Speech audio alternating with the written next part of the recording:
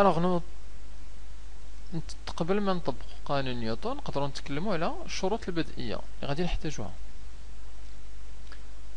الوغ الشروط البدئيه.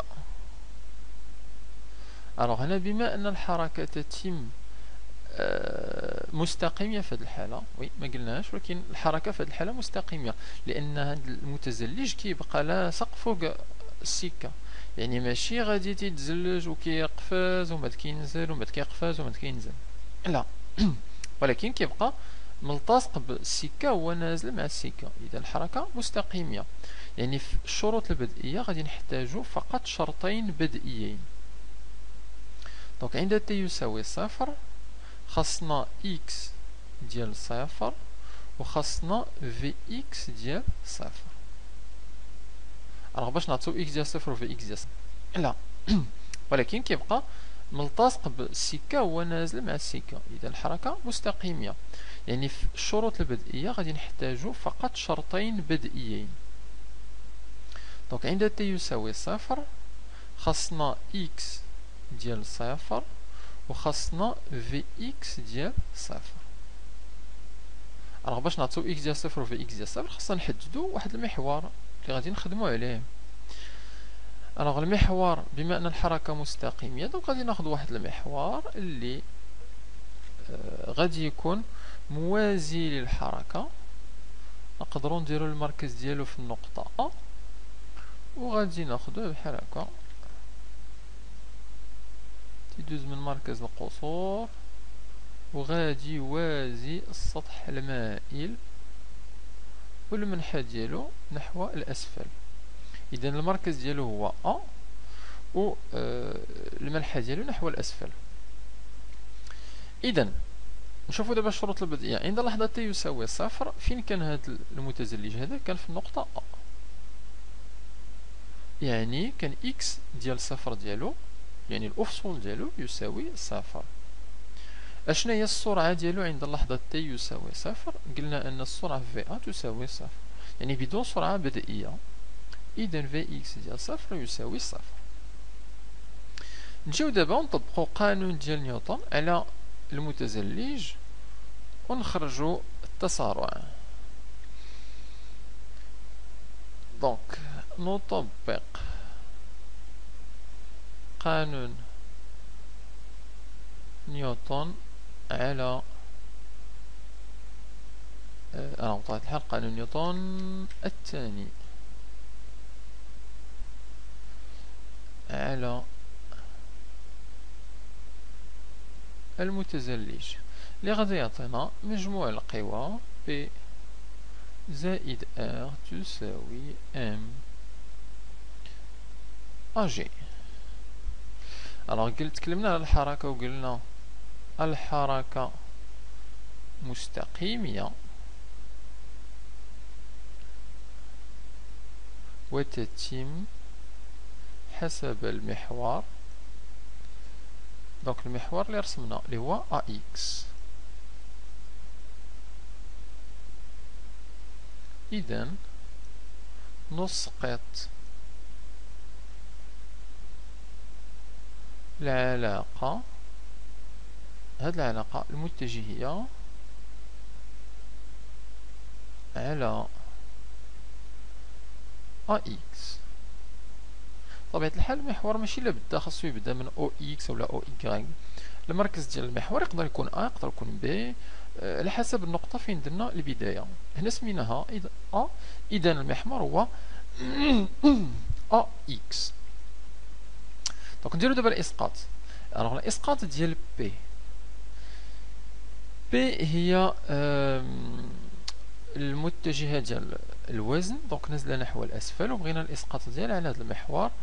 دونك إلا رسمت الإسقاط ديالها على المحور خاصني نرسمو بتعامد مع المحور، يعني تكون عندنا زاوية قائمة هنا. إلا كملت هذا المحور الآخر اللي فيه المتجهة R، هاد الزاوية ألفا اللي عطاونا ديال المستوى المائل كنلقاوها في هاد الزاوية هنا، يعني هاد الفا كتساوي هاد الفا. الوغ علاش خاصنا نفهموها؟ دونك ديجا تكلمت عليها جو بونس في لا فيد ديال القوانين ديال نيوتن. عندنا هاد الزاوية عندها جوج ديال الأضلاع وهادي جوج ديال الأضلاع، والضلع الأول ديال هادي اللي هو هذا عمودي على الضلع الأول ديال الزاوية ألفا، والضلع الثاني اللي هو بي عمودي على الضلع الثاني ديال الزاوية ألفا. إذا جوج الأضلاع الأول عمودي على الأول والثاني عمودي على الثاني، إذا هاد الزاوية ألفا كتساوي هادي. بقات لينا الإسقاط اللي بغينا حنا. الإسقاط اللي بغيناه هو بي، بغينا نسقطو على أ إكس، يعني هي هاد المسافة هادي. ألوغ في هاد المثلث هذا هاد المسافة هي نفسها هادي، دونك الطول ديال هادي هو هذا هو بي إكس. علاش كنقلبو؟ الإسقاط الآخر هو بي إيكغيك، والطول ديال المتجهة بي هو بي. راح نحاولو نرسمو هاد المثلث هذا، نكبرو هنا باش يبان مزيان. دونك عندنا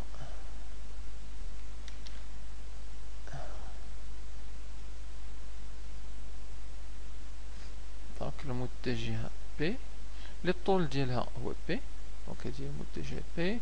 ثم عندنا المثلث القائم الزاوية، هنا عندنا الزاوية ألفا، هذا الضلع هذا هو بي إكس، والضلع الثاني هو بي إيكغيك. الوغ باش نلقاو حنا الإسقاط اللي بغينا اللي هو بي إكس، كنشوفو الكوسينوس والسينوس ديال هاد الزاوية. الوغ باش ناخدو بي إكس غادي نحتاجو بي إكس هو ضلع اللي أمام أو لا المقابل ديال ألفا، يعني غنحاولو السينوس ديال ألفا. السينوس ديال ألفا غيعطينا الضلع المقابل على الوتر، يعني بي إكس على بي، يعني من هذيك يعني أن بي إكس يساوي بي في سينوس ألفا. إلا بغينا بي إيكغيك غادي نستعملو الكوسينوس ديال ألفا، غادي يعطينا بي المحادي، الضلع المحادي هو بي إيكغيك مقسوم على الوتر ديال المثلث هو بي إيكغيك على بي. إذا بي إيكغيك هو بي في كوسينوس ديال ألفا. الوغ اللي محتاجين حنا بطبيعة الحال هنا هو بي إكس. إذا الإسقاط ديال بي علاش كنقلبو هذا هو بي سينوس ألفا. بقات لينا واش غادي نديرو زائد بي سينوس ألفا ولا ناقص بي سينوس ألفا. كنلاحظو أن بي المتجهة بي غادية في نفس المنحى ديال المحور أ إكس، دونك هادي غادية من اليسار لليمين وهادي غادية من اليسار لليمين. إذا غادي نديرو زائد بي سينوس ألفا، دونك هنا يعطينا زائد بي سينوس ألفا. ثم الإسقاط ديال R. الوغ R هي عمودية على السطح، إذا R عمودية على المستقيم AX محور AX، إذا الإسقاط ديالها عليه غيعطينا صفر. كان صفر يساوي الإسقاط ديال AG هو AX دو T. دونك هذا هو الإسقاط على المحور AX. دونك غادي يعطينا M AX دو T يساوي P اللي هي M في G في سينوس ألفا. نختزلو ب M غادي تبقى لينا AX دو T تساوي G سينوس ديال ألفا اللي هي المعادلة الأولى ديال التسارع. خرجنا المعادلة ديال التسارع، نقدرو دابا ندوزو للسرعة باستعمال دالة أصلية. دونك لنحسب الدالة الأصلية الدالة الأصلية ديال أ إي إكس هي في إكس دو تي، والدالة الأصلية ديال جي سينوس ألفا اللي هي ثابتة، جي ثابتة وألفا زاوية ثابتة مكتبدلش، إذا هي هاد الثابتة مضروبة في الزمن تي زائد واحد ثابتة أخرى هي أ. وغادي خصنا نحسبو دابا هاد الثابتة، لنحسب الثابتة أ غادي نستعملو فيها الشروط البدئية. الشروط البدئية قلنا هي في إكس ديال صفر تساوي صفر، دونك غنقولها ونعلم أن في إكس ديال صفر تساوي صفر حسب الشروط البدئية. نجيو دابا لهاد في إكس هادي ونعوضو الوقت بصفر، غادي يعطينا في إكس ديال صفر يساوي جي في سينوس ديال ألفا في صفر زائد أ، هذا صفر بقى لينا أ، وهذا العدد أ حسب الشروط البدئية قالوا لنا راه يساوي صفر، دونك أ يساوي صفر، إذا الثابتة أ تساوي صفر.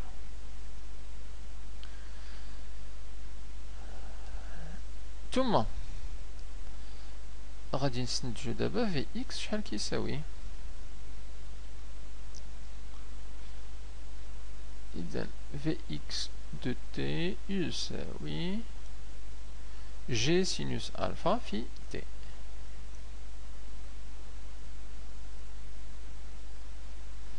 اللي هي معادلة ديال السرعة.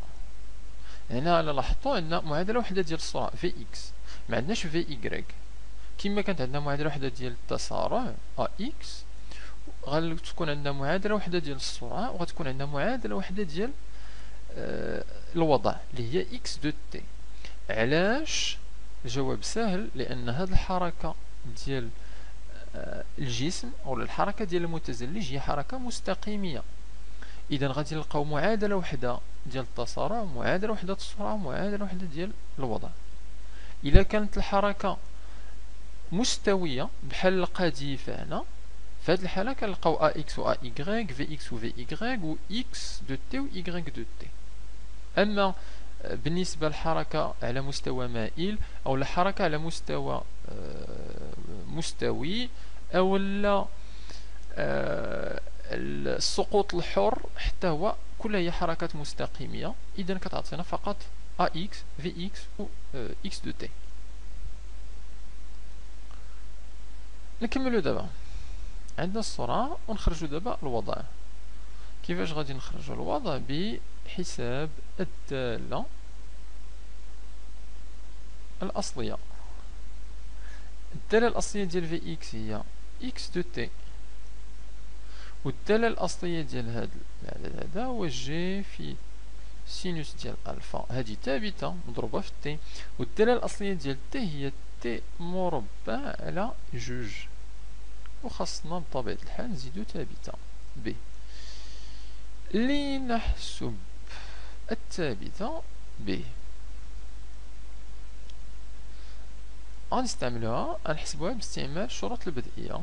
عند تي يساوي صفر، إكس ديال صفر يساوي صفر، لأن المتزلج انطلق من نقطة أ اللي هي مركز المعلم. دونك لدينا إكس ديال صفر يساوي صفر، و نجيو دابا لهادي ونعوضو تي بصفر، دونك غادي يعطينا إكس ديال صفر تساوي جي في سينوس ألفا في صفر أس 2 على جوج زائد ب.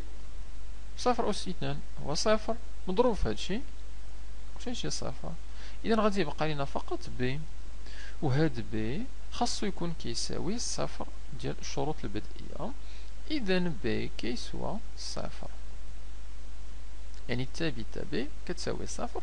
إذا نقدرو دابا نخرجو المعادلة الزمنية إكس دو تي تساوي جي في سينوس ديال ألفا في تي أس 2 على جوج،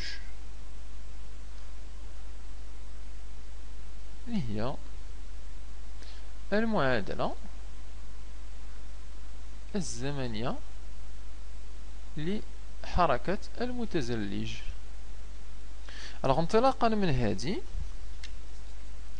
نقدروا نخرجوا نجاوبوا على واحد السؤال، مثلا متى يصل المتزلج إلى النقطة B؟ يعني بعد كم ثانية سيصل المتزلج إلى النقطة B؟ نحاول نجاوبوا على هذا السؤال على الأقل. متى يصل المتزلج إلى النقطة B؟ alors باش نجاوبوا عليه لقينا المعادلات ديال المعادلات الزمنية. alors ماذا تحقق هذه النقطة B؟ النقطة B الأفصول ديالها في المحور AX.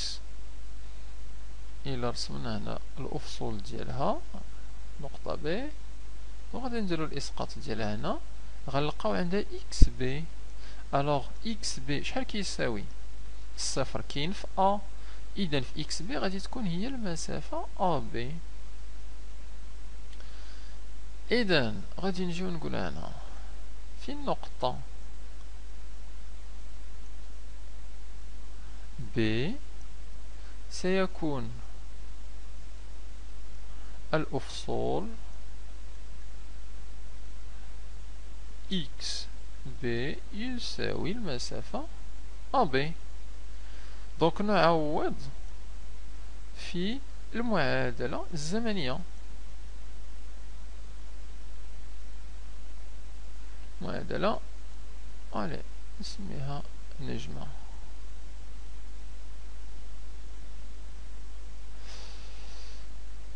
اشنو غادي تعطينا؟ غادي تعطينا اكس في اللحظة نسميوها اللحظة تي بي، يعني عندما يصل إلى النقطة بي يساوي جي سينوس ألفا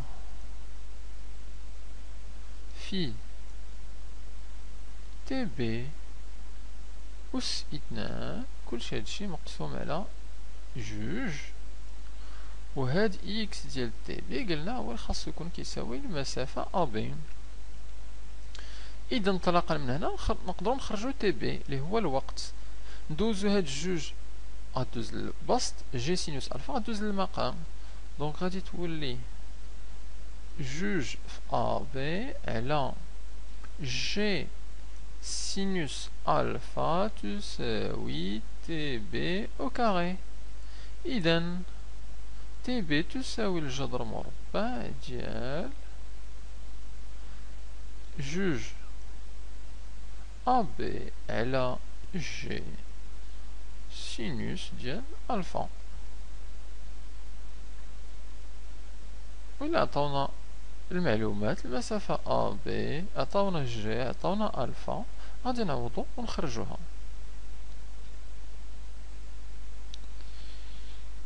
اوكي، نشوفو دابا الحالة الأخرى ديال حركة ديال كرية أو حركة ديال دقيقة مشحونة في مجال كهروساكن.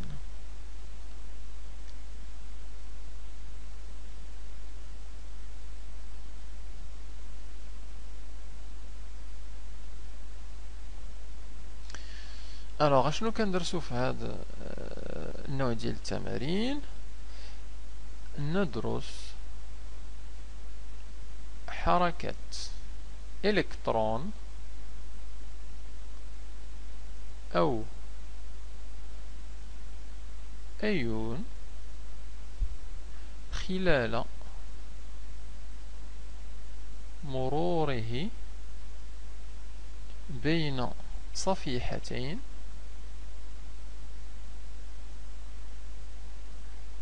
P1 و P2. اشنا هو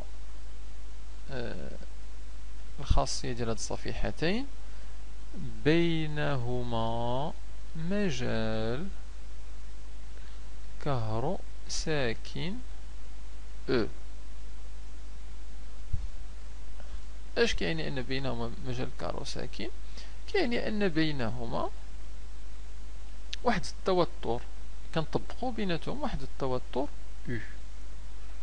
بحالاش رسموا الصفيحة الأولى، الصفيحة الثانية، صفيحة بطبيعة الحال بحال الحديد، صفيحة فلزية، دونك الحديد مثلا، وغادي نربطوها الصفيحتين بمولد للتوتر الكهربائي. نديرو مثلا مولد ديال التوتر الكهربائي U. عادة التوترات اللي كنستعملو في الدقيقة المشحونة كتكون توترات كبيرة، يعني 200 فولت، 1000 فولت، 3000 فولت، التوتر كيكون كبير واحد شوية. الوغ اشنو كنعرفو على هاد الصفيحتين؟ كنعرفو مهمة المسافة اللي بيناتهم، مسافة دي. مهم نفهمو الشحنة ديال كل وحدة. الوغ الصفيحة اللي مرتبطة بالقطب الموجب ديال المولد كتكون الشحنة ديالها موجبة، يعني كيتجمعنا الشحن الموجبة على طول هاد الصفيحة هادي. الصفيحة اللي مرتبطة بالقطب السالب كيتجمعوا فيها الشحن السالبة.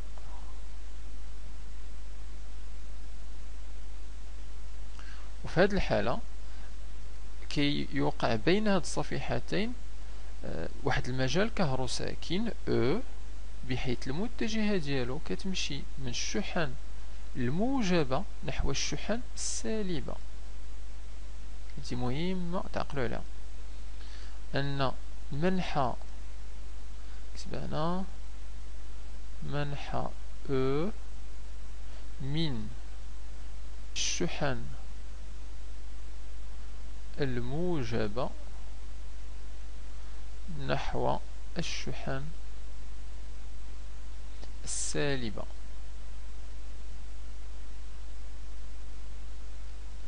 لأننا كنحتاجو هاد او.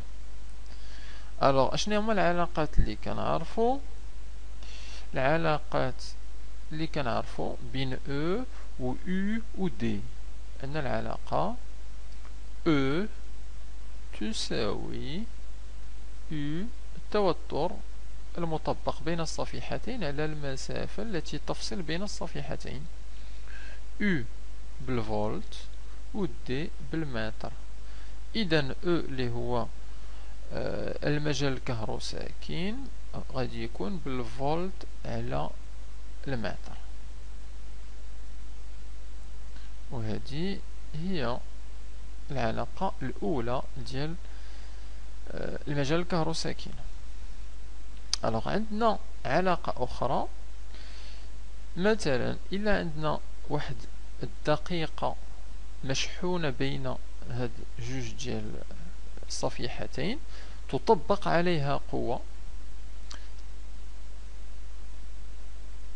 غنسميوها القوة Fe، والقوة المطبقة هي Fe تساوي Q في المجال E،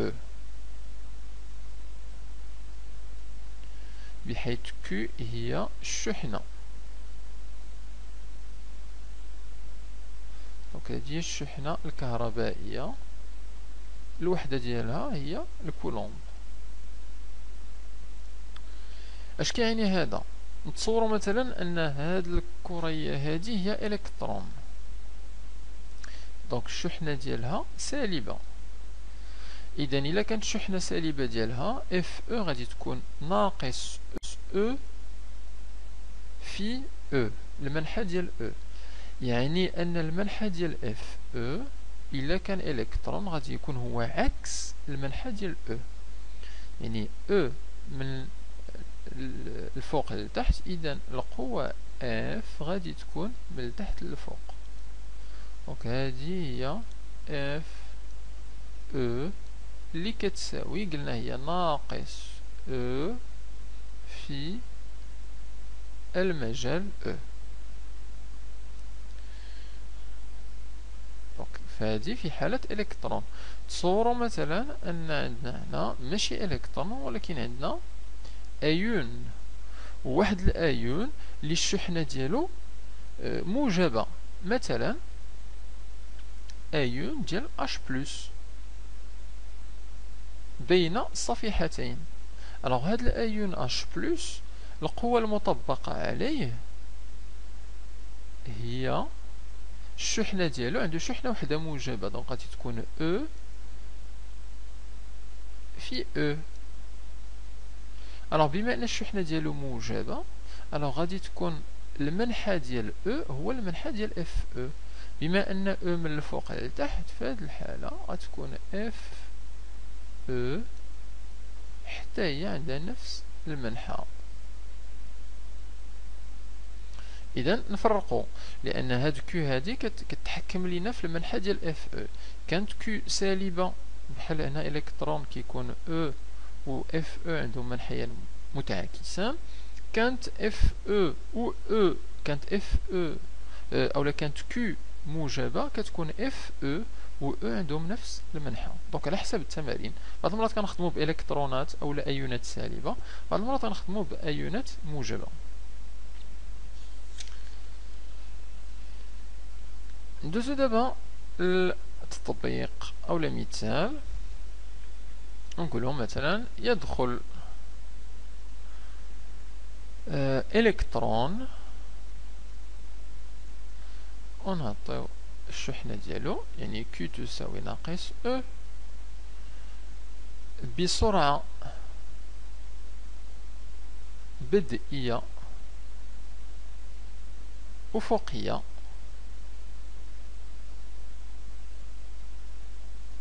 V0. alors فين كيدخل هاد الإلكترون؟ في مجال كهروساكن E بين صفيحتين.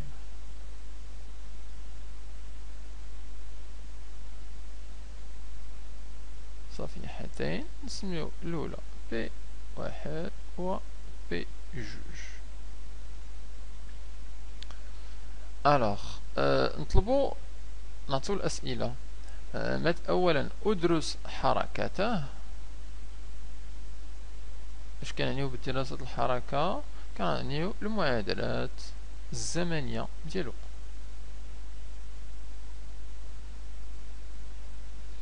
ثم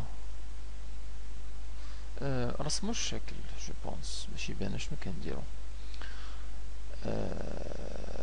رسمو هنا. دونك عندنا الصفيحة الأولى، عندنا الصفيحة الثانية، ثم في المنتصف ديالهم غادي نديرو المحور ديالنا. دونك هنا غيكون المحور او، وعمود يعني غادي يكون المحور او ايكغيك، او اكس و او ايكغيك. الوغ فين كيدخل هاد الالكترون؟ كيدخل في النقطة او، والسرعة ديالو أفقية V0، يعني إلا رسمناها غادي تعطينا بحال هاكا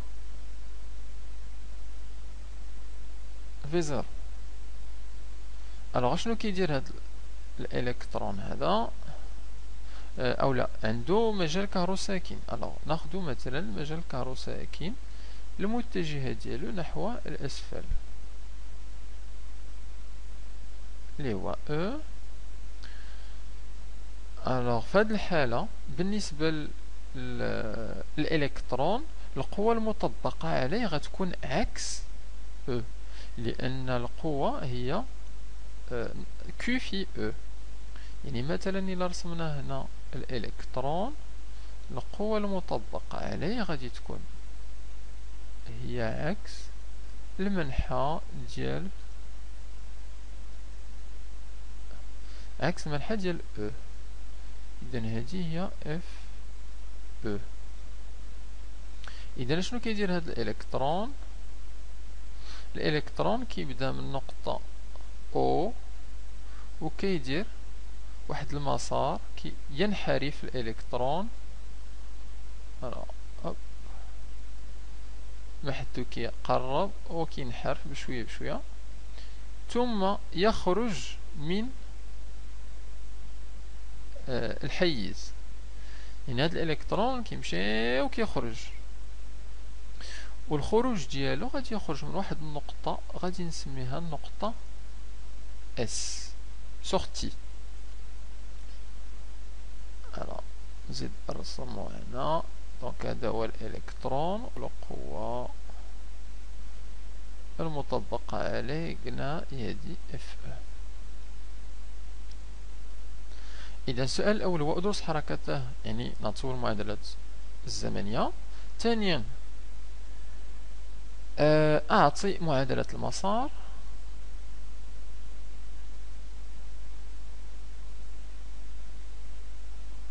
ديال الحركة. دونك هذا المسار الشل الجميع هذا خصنا نعطيو المعادلة ديالو. ثالثا اوجد نقطة الخروج، إحداثيات نقطة الخروج. إحداثيات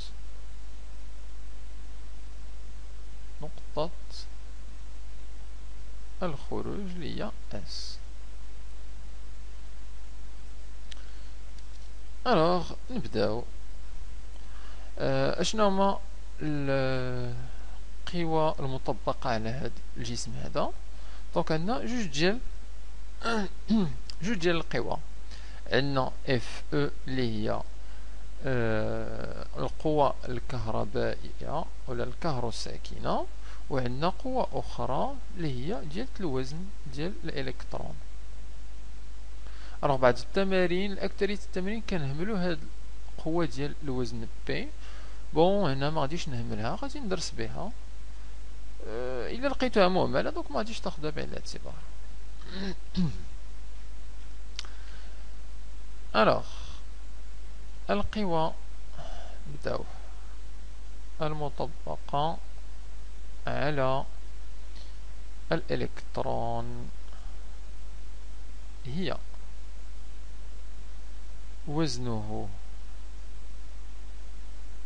P و القوة الكهروساكنة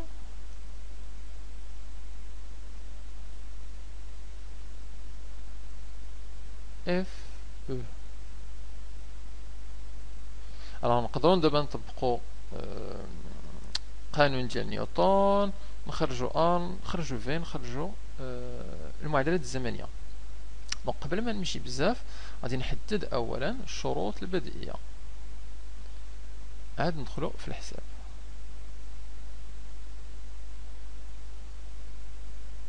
الشروط البدئيه بالنسبه للتمرين ديالنا، دونك غادي نقولوا عند تي يساوي صفر.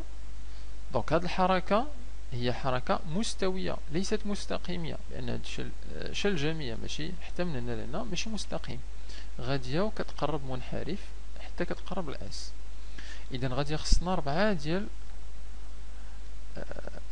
الشروط البدئية: إكس ديال صفر، إكغيك ديال صفر، في إكس ديال صفر، و في إكغيك ديال صفر. إكس ديال صفر و إكغيك ديال صفر ساهلين. الإلكترون ينطلق من النقطة أو اللي هي مركز المعلم أو إكس أو إكغيك. إذا في النقطة أو الإحداثية ديالو هي صفر صفر. عند لحظة تي يساوي صفر قالوا لنا أن الإلكترون يدخل بسرعة بدئية أفقية في زيرو. دونك هي هاد السرعة هادي رسمناها هنا. إذا إلا رسمنا الإسقاط ديالها على أو إكس هي موازية لأو إكس وفي نفس المنحى، إذا الإسقاط ديالها على أو إكس هو اللي غيعطينا في زيرو. في المتجهة في زيرو عمودية على المحور أو إيكغيك، إذا الإسقاط ديالها على أو إيكغيك غادي يعطينا صفر. إذا عند اللحظة t يساوي صفر، السرعة الأفصول ديالها غيكون هو v0 والأرتوب ديالها هو صفر. وهادو هما الشروط البدئية باش غادي نخدمو. نبداو دابا التطبيق ديال قانون نيوتن.